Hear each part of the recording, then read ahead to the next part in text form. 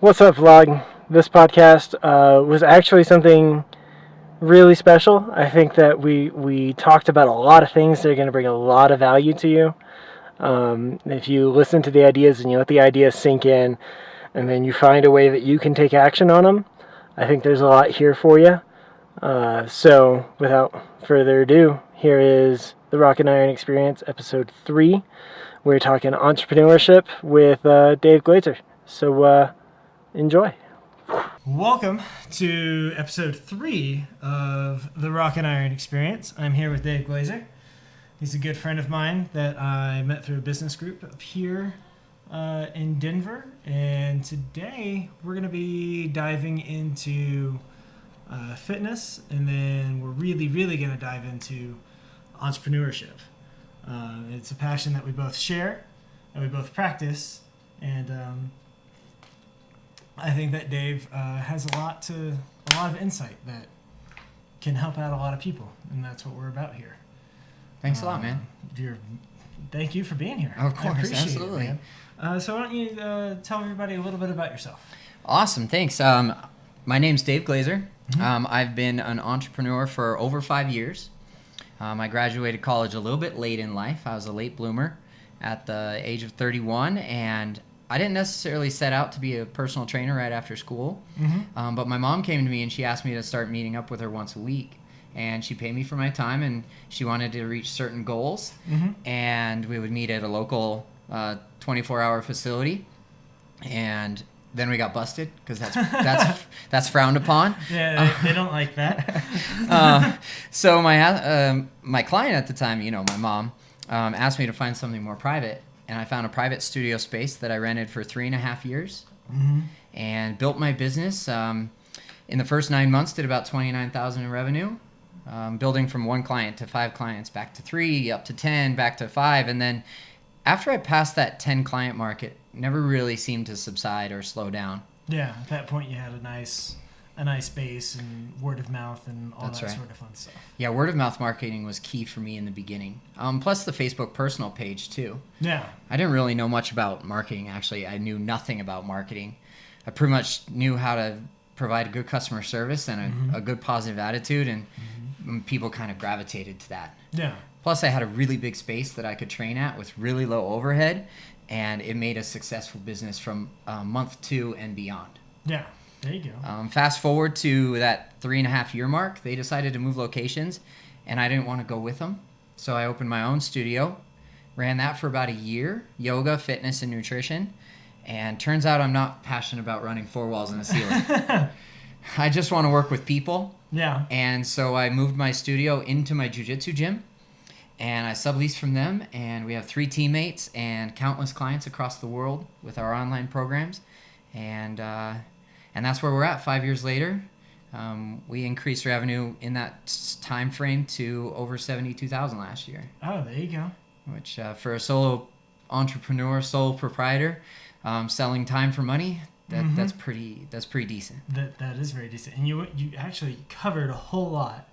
I want to unpack. Okay, yeah. So, sorry about that. I talk fast. No, you're good. You're good. So I want to go back. You graduated college at 31. What were you doing at college? What decisions did you make to take that long, or maybe take too short of a time, depending on how it might? I think that really is the true story. I tried college right out of high school from 18 until about 21. And then I met my daughter's mother, and one thing led to another, and I decided to go get a job instead of finishing my college degree. Mm-hmm. I was going for history at the time, and I just wasn't passionate about it enough to finish my degree with above a 3.0, which is pretty sad, but that's the reality of the situation. And I was a hotel restaurant manager up until about 28. Okay. And that was in 2008 when the economy did tank, and there were no jobs as a manager. That's right when I started entrepreneurship. Was in 2008. That's a rough time to get started. So I went back to school, and because I was just serving tables in a restaurant, might as well. It was the best decision I ever made. I was able to, of course, grab the education, show my 8-year-old daughter at the time that it was important to graduate college, which was the number one reason for me sticking with it, getting well above a 3.0 GPA, and then eventually having the skills and the knowledge in order to train high school athletes, college athletes, general population, and all those people worldwide, actually. Yeah. How many clients do you guys have via the interwebs? Via the interwebs. So we have probably about 50 clients that come and go in person, and about 130 online. There you go. All moving parts and at different places in their journey. They come, they go. We just had a return client from yesterday that hasn't worked with us in about 4 months. No. But she's been 100% online for the last 2 years of her journey. Oh, wow. And she's by far one of our best success stories. Yeah. And how... I was born in the 80s, so I'm the Guilty. I'm the Me too. very last of like the whistle to bring you back home, or if the street lights come on, it's time to go inside. Like just the overall lack of technology. How has the internet and being able to work on just this guy, Right. if you really had to, you could operate on this guy for quite a bit of what you have to do. How's that really kind of changed the landscape of fitness, health, wellness, all that sort of fun thing? That's a great question, and I believe that on the customer end of the spectrum, it works so very well for them. It's convenient, mobile friendly workout and nutrition programs that they can carry with them anywhere they go. On the provider, the customer service provider side, I'm still using my laptop on a frequent basis because building code and embedding videos into my website takes just a larger screen. But I was at home on Sunday. I purposefully leave my laptop at work on the end of my work week, and I don't open it up again until Monday morning. I was at home servicing a client in the back end of my website, getting him his program that he was ready for on Sunday from my couch. And to create the lifestyle that I want, which is time freedom, very, very time freedom motivated, that would make me the biggest or the richest man in the world is if I had time. Yeah. So sitting on my couch at home, serving a client so that he can get his online training program is an awesome way to run a business. Yeah. Yeah. And I started, like I alluded to, the first company I did was a speed shop. So I made cars go faster, essentially. And I started that in April of 2009. So just as everything was really, the fallout was really starting to happen from all the mortgages going bad. And we were seeing where all those little root problems we're going to go to, and I built it entirely on the back of social media. I went from not being known at all to, in 12 months, putting on a car show that thousands of people attended. It was an entirely e-commerce website, and I think that I still think that the internet is undervalued, because it's whoever's the closest to the customer is going to win. And that's part of what you were doing, is sitting on the couch, being able to service your client. Whereas if they were going to a Lifetime Fitness or something like that, they probably wouldn't have that capability. That's right. That's really what sets us apart in the industry, is our flexibility and not necessarily dependent on a physical location. I told that short story about moving my location twice in a year because I wasn't passionate about what I was doing with the four walls and the ceiling. And none of our clients actually left because we changed locations. They came with us wherever we went in a physical location, but based on the numbers, that's only about a third of our community that's working out with us in person. Now, some of those are hybrid programs where they work out half and half, once with us, 3 days a week online. So location dependent, I think that's the biggest differentiating factor in our business versus other fitness systems out there that are dependent on physical location, memberships. And yes, we have memberships, but they can go to Lifetime, they can go to 24-hour fitness, they could go to Anytime Fitness, or if they're lucky enough to have a well-equipped gym in their apartment complex, that's good enough too. So we pass on that cost savings yet still being high quality personal trainers with great programs that get you results at a much less investment than if you were hiring an in-person personal trainer. Yeah. What's your process for finding a personal trainer, for bringing one on to be part of your team? What do they have to be able to do? What type of personality do they have to have? What type of personality can they absolutely not have? All that sort of fun stuff. I love that question, because when I found out that I wasn't passionate about running 4 walls and a ceiling, it was at the same time that I was really passionate about training other trainers to do what I do. So I really did need to seek out my ideal client or my ideal team member when it came to that. They have to be business builder focused, intentional about that. Their personality has to be either an extroverted introvert or an extrovert. I have a big personality. I'm nicknamed a Mack truck full of marshmallows. And that works for me and my clientele because I have a lot of compassion for working with our niche. And I soften a lot when I am actually their coach. But however, I'm very intense about moving the ball down the field to the next goal. And I believe that if I don't do that, then I'll be behind where I want to be. And I have some big goals. Big goals. So when we're looking for a teammate, they have to be a cultural fit for our studio here in person. They have to be abundance mindset. They have to be service oriented, because that's what we're doing, is we're providing a great customer service at a pretty high value, and they have to be coachable. So those are the 3 things that I'm looking for most in a teammate. And they come to us via all different routes. LinkedIn, Metro State University, where I graduated from, that's a great opportunity for me to go back and speak to their students every single semester to plant the seed about entrepreneurship in their mind so that they come intern with us or come be a part of our team. They can build a business here in our 4 walls, and I will help them do that. Yeah. Now, what about, because I've done cars, I do a media company now, you do fitness, but I want to go a little higher level to just talk broadly about entrepreneurship, because there's a lot that doesn't get said, and for the past decade now we've been in a great time. Like, I started in 08, 09 when shit was really going downhill and nobody had money anywhere. You couldn't get grants for things. Raising money was just insane.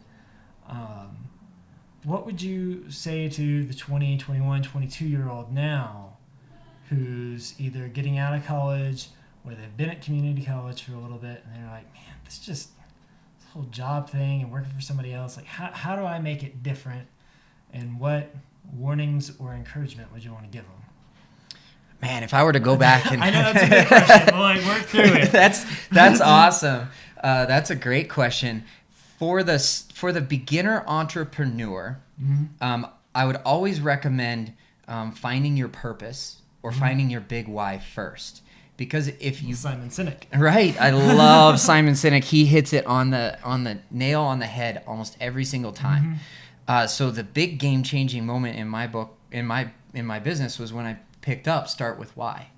I'm not a market focused guy. I'm a systems focused guy. So you give me step 1, I'll get you to step 30 in a trial and error based way, but I'll do it pretty efficiently. Yeah, I can figure out a system in a month.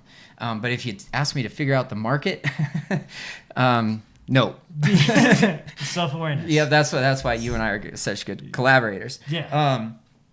I would tell that person to find your why, find your purpose, find an industry that you're passionate about, that you're curious about, that you're willing to put in the hard work that it's going to take in order to build a thriving business, something that's providing value in your own life and in other people's lives.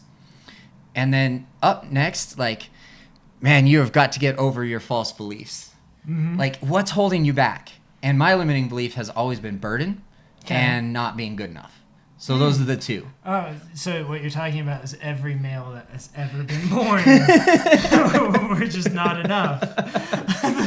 Well, there's a difference here, because Sometimes we're told we're not enough, but this is actually coming from the inside of us. Mm-hmm. So the second book that made such a huge change in my business, my profession, my personal life is The Big Leap by Gay Hendricks. Okay. So when we're talking about burden and it comes down to trading time or trading a service or trading a product for money, sometimes early on in my career, I would feel like I was a burden on my client asking them to pay for my service.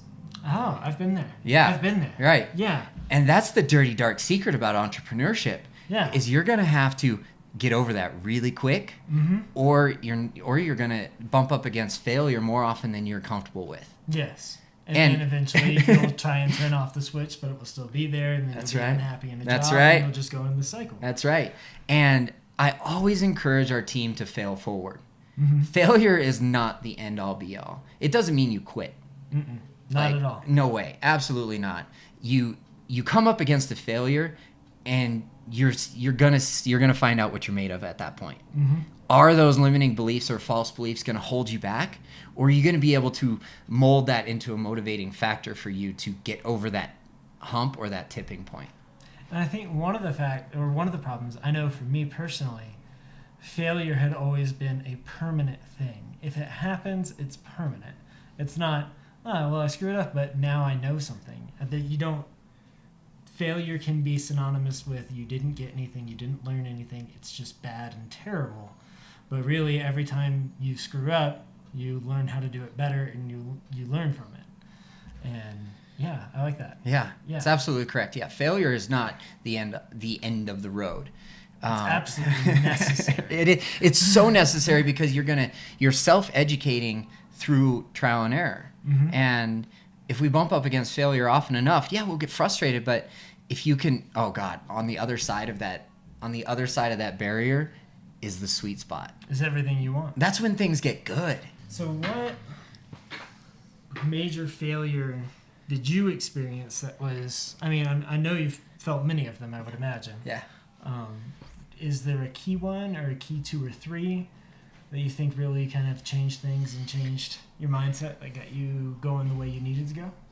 I could have experienced a lot of failure in the beginning of my career because I didn't feel like I was good enough, like coming back to that false belief of not being good enough. Well, I would have clients leave me after their 12-week package or after their 10-pack or 20-pack or whatever system I was using at the time. And it would be soul-crushingly defeating because I valued myself so much based on the success of my business. So early on, an engaged couple comes to me and they say, in July, we're getting married in October. We want to look our best and feel our best for the wedding day. What can you do? Pretty common. And I said, great, we're going to meet at 5 a.m. 3 days a week. Right? And I was still bartending at this time, trying to get my business up and off the ground, which was a great compliment. That's where most of my clientele actually came from, was the restaurant in the initial phase of my business. Yeah. So I was still network marketing, but I didn't know what networking was. I was just talking to my teammates about having fun at the gym. So this engaged couple comes to me, and in 3.5 months, 4 months, we got them 6% body fat gone between the two of them. Nice. Inches lost. She looked phenomenal. They showed up amazing on their wedding day, and then they came for their last 2 sessions, and then they were like, Dave, we're not going to renew. I'm like, wait a second, you just went through a 20-session package with me in under 4 months. And we've been rocking it. And we're kicking some major tail, and you're going to leave? You're going to go find somewhere closer to home? That was really hard for me to accept. And so I emailed them, and I was like, well, I should probably discount my service, and then they'll maybe buy from me, which was the wrong route to take. But you know what? I had some grace for them, and I said, okay, location, not a sweet spot. That's not my fault. I need to be in this location to run my business. And I let them go with grace. And I stayed in contact with them on social media. And a couple years later, I reached out to the wife and I said, hey, I'm thinking about opening a second location in your neighborhood to work some evenings. Do you know anybody that could benefit from fitness and come be my trial client so I can see if it's the right fit for me? And she said, you know what? Not in our neighborhood, but you know who's been neglecting his fitness is my husband. So I know his office is close to your current studio. Why don't I come send him down to you, and I'll pay for his first 3-pack. That was our trial. Yeah. So 2.5 years after they quit the first time, he comes back. And without me having that grace for a client, where just meeting their family where they were at as newlyweds, he never would have considered coming back to me and trusting me and liking me enough to buy back into this new program that I was developing at a new location. And he's been with me almost 2 years since that time. That's awesome. So doing the right thing, Uh-huh. deploying empathy Uh-huh. or sympathy, depending on the situation. Uh-huh. But it's cyclical. It Absolutely. Absolutely. 100%. I think that his wife has always been one of our biggest raving fans for years and years and years. And Rob, although soft-spoken, is still a raving fan because he shows up twice a week at 6 a.m. now for small group training.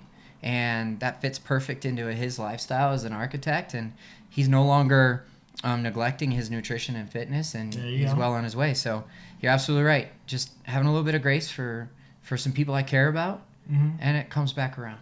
Yeah. For sure. There you go. What's been your biggest success so far overall, just with Fit Life Champions as a whole?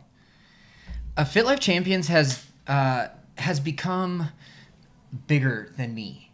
And I believe that by kind of distancing myself from that branding has been the best success for me personally and for me professionally too.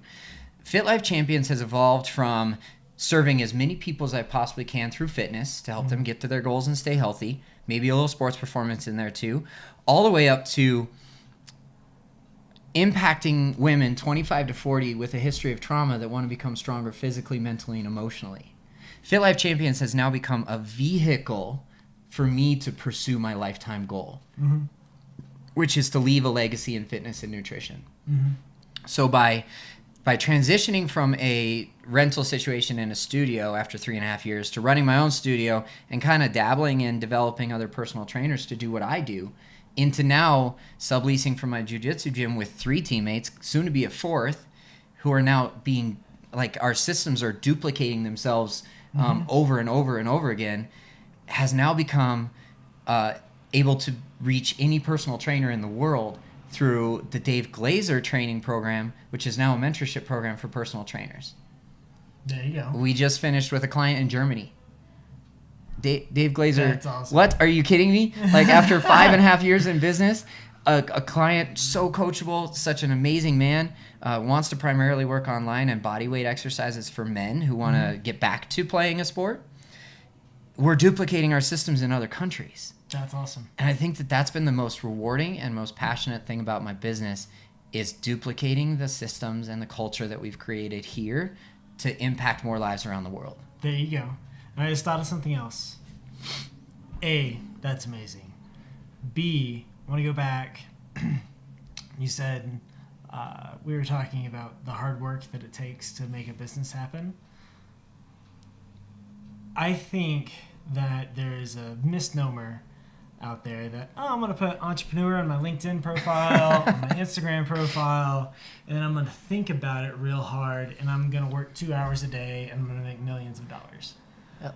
I know from my personal experience right now, the past 9 months or however long it's been, I'm busting ass 15, 18 hours a day, 7 days a week, pumping out video content, pumping out photo content, audio content for my clients, trying to build a media agency.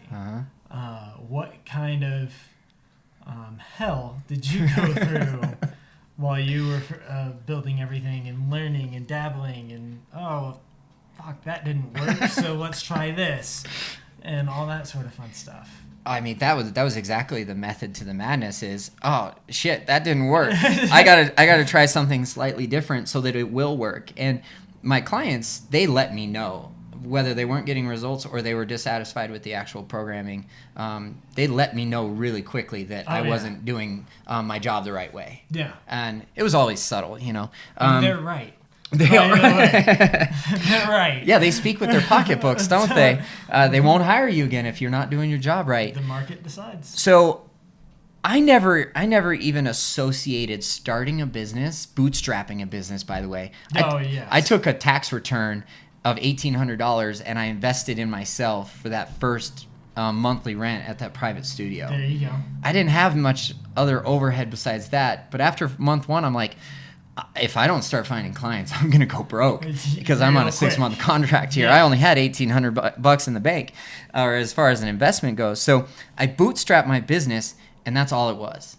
I never even associated what I was doing with entrepreneurship at all. You were Not just not doing even. what you knew how to do. I just found a passion. I got a degree in it. I got a certification in it, and I went to work serving one client.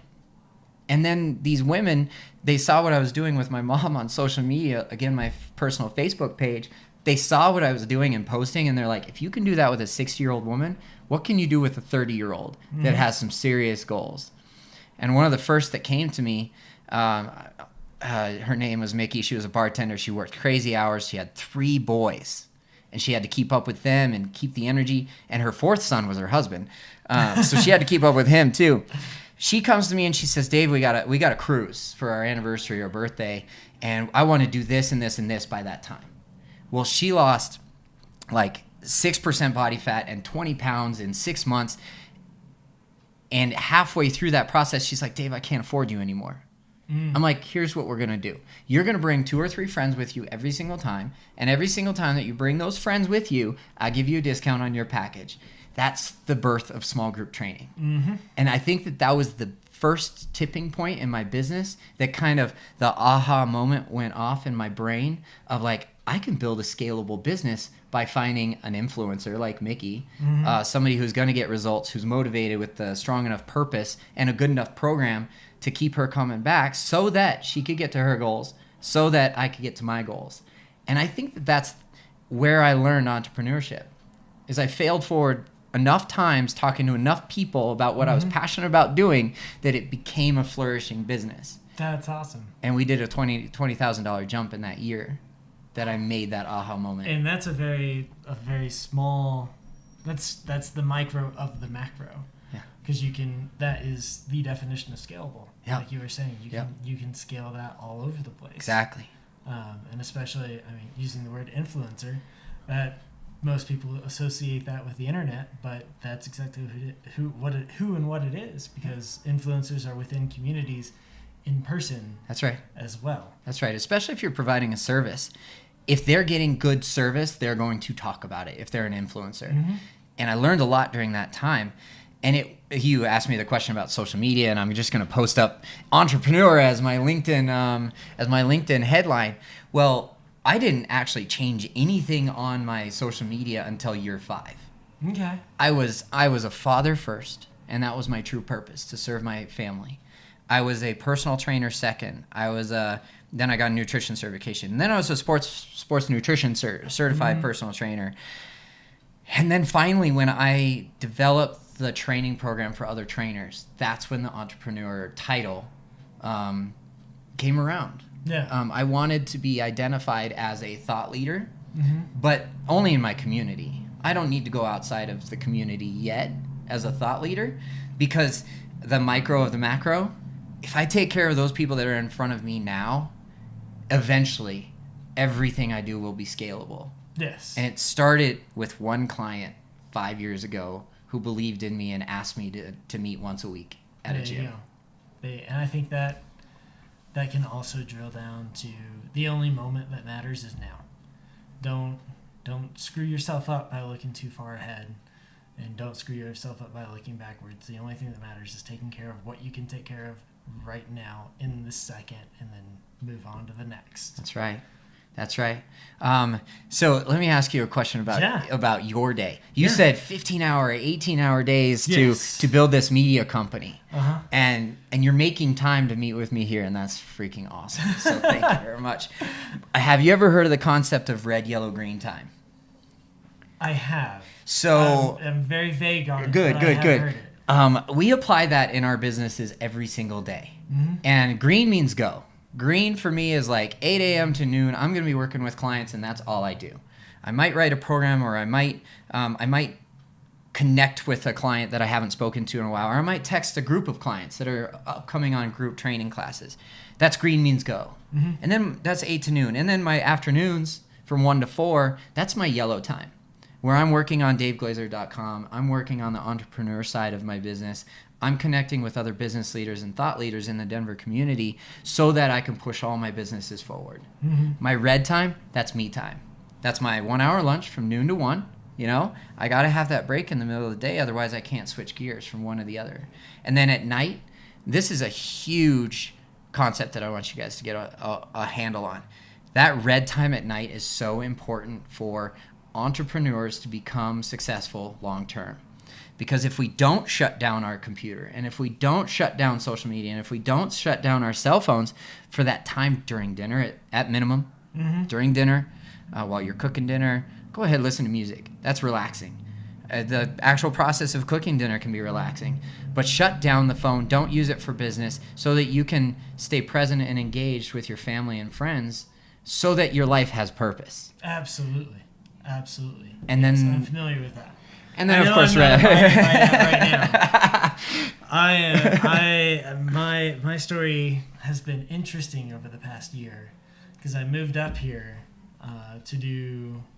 I was a marketing director and event director for a startup, and then I was the first hire. The guy who was running the company started taking ethical shortcuts and pissed off his customers. They let him know that by demanding their money back, and then he ended up having to shut it off 3 months after I got here. So July 27th, I no longer had that income, and then since then it's just been gigs and jobs and different things like that since that point.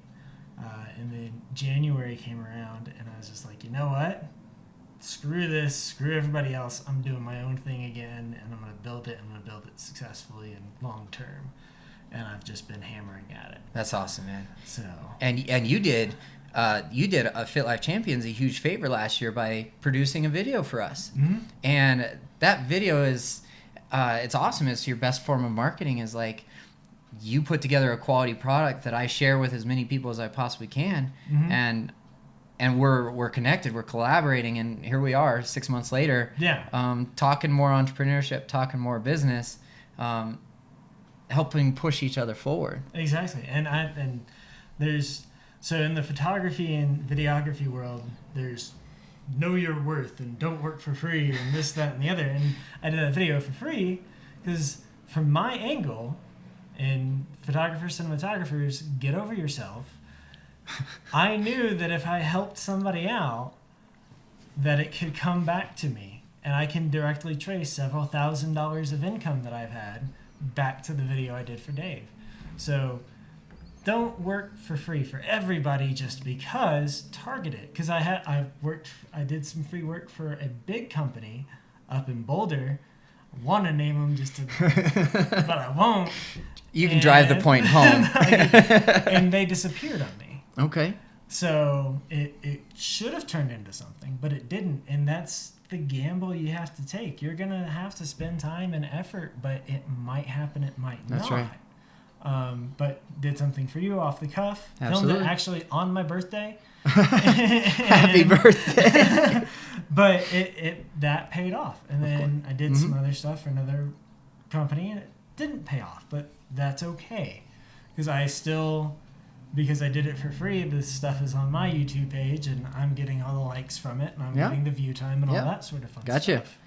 And this actually brings up a good point that, like, across the board of self-employment and entrepreneurship, yes, you did a service for Fit Life Champions complimentary. You offered, and we collaborated, and I did come back to you later, and I said, hey, can I pull out those interviews of the one-on-one that you had with each of the clients so that I can repurpose that half of the video for a marketing plan that I have going into my business here pretty soon, and you can repurpose it as well. So, like, you did a few-minute long video for me as a gift, and we appreciate that. It's on our social media, and it's in our email thread, and my absolute pleasure. It's as many places as we can possibly make it, but then you can extract what you want from it and use it in your portfolio or use it in an advertising to get better business, to get bigger business, and we'll go back to that time freedom part.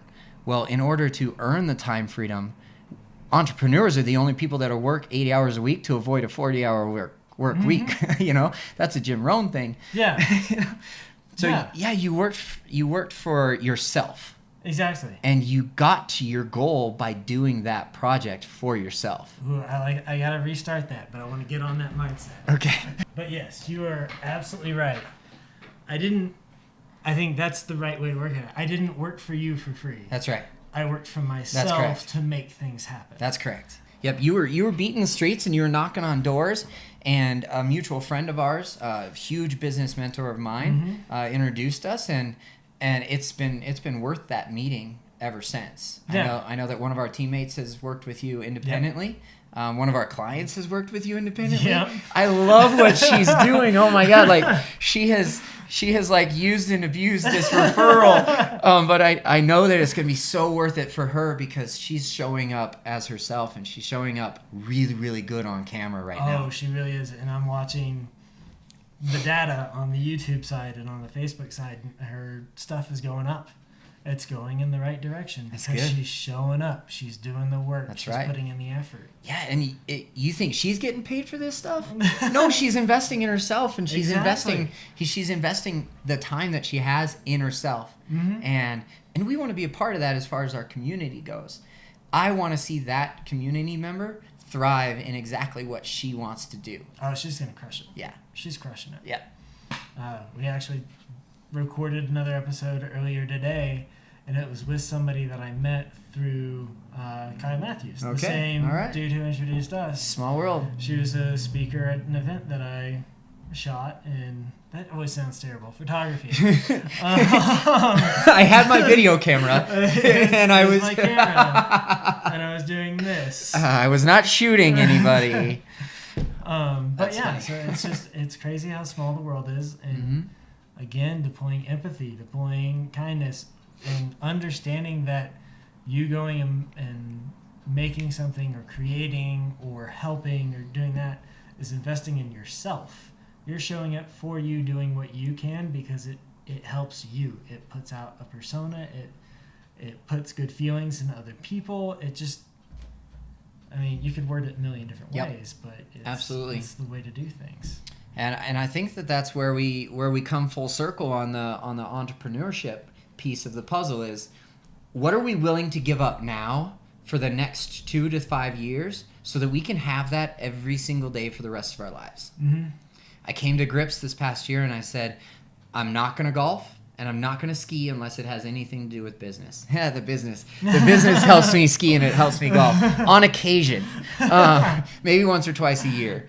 And I had to give up those personal passions of mine so that for the next 2 years, I do work intentionally for myself, not by myself, because I've got coaches and I've got mentors myself and I've got influencers in my life, so that I can have, after the age of 40, golf and skiing and my life with my daughter for the rest of my life. There you go. With the ultimate time freedom. Yeah, time is what it's all about. Amen. No matter how much money you have, you can't buy another second. That's right. So, but yeah, no, that wraps it up pretty nicely, I think. Okay. I can't think of anything else to delve into, other than if you're thinking of getting into the world of entrepreneurship, which I hope you are. I personally think, I don't know your views on it, but the economy as a whole, we've been on a tear for 10 years. It's about to get rough again, I think. Okay. And if you're going to come into it, come in swinging. That's right. And be ready to fight. So if you are going to come in at this point, I encourage you to begin your entrepreneurial journey right now. Hard word to It's say. a big word. It's like 17 syllables. I encourage you to take that leap and that journey right now. But if you are going to, have your business be flexible with multiple menu options that are of differing, a wide range of price points. Like, that's why online training is what it is now, because I needed a price point as a barrier of entry so that people would still work with us, still get the benefit and the value out of their workout program, but on a cost-conscious basis. So yes, we do have programs that go anywhere from $17 one-time purchase all the way up to $1,200 a month. Oh, wow. So that we can be recession proof. Yeah. People will always need fitness and nutrition in their life. And if the recession comes, and when the recession comes, they may not choose that $650 most popular package that we have per month. And we will slide them into $50 to $100 package per month.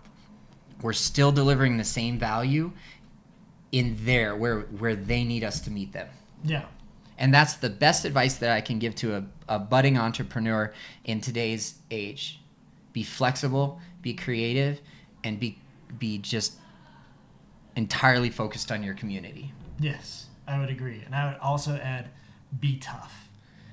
Thick 'Cause skin it's hard. tough? Thick Thick skin? thick skin tough, and just mentally tough. Like you were saying, like your client count would go up and down, so you're like, oh yes, it's going now, and then oh god, what do I do? How did that happen? What have I done wrong? Am I terrible? Like you have to be able to gather yourself. I mean, what was it, Rocky Balboa? It doesn't matter how hard you can hit, because life can hit harder. It matters how hard. That's right. If you can get back up. That's right. Something to that effect. I'm sorry. How hard you can get hit and still keep going. I There think you go. that's as close as I can come to a Rocky Balboa quote. Yeah. But yeah, no, thank you, sir. My pleasure. I appreciate your time. Absolutely. That was a lot of fun.